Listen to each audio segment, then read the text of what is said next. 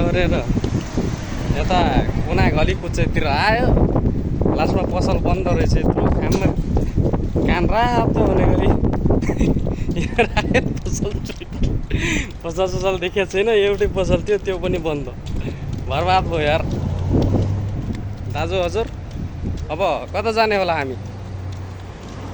अब म र मेरा दाजुहरू यस्तो चिलपारामा भाइ बाटोको कुना कुना हिँडिरहेको छु। अब कुन चाहिँ बकाला भेट्छ कहाँनिर अब थाहा छैन। चौधरी पहिलोचोटि हिँडिरहेको छ।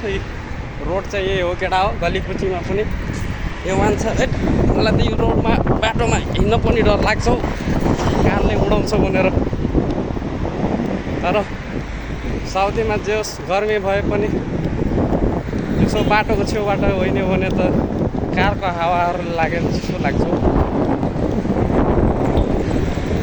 त्यो जस रमाइलो छ, गर्मीमा पनि हिँड्न सजिलो हुँदो रहेछ।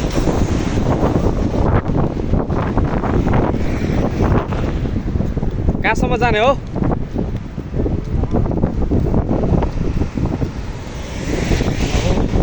मतिर अगाडि गइरहेको छ, चौधरी पछाडि हिँडेको छ क्या। गाड त बन्नु पऱ्यो नि दाजु, फेरि बिहे भएको छैन। साउदी केटीले ल्याम्मै उठाइदियो भने त बर्बाद हुन्छ त भाउजी स्वेट। त्यही भएर म दाइको पछाडि हिँडिरहेको छु क्या।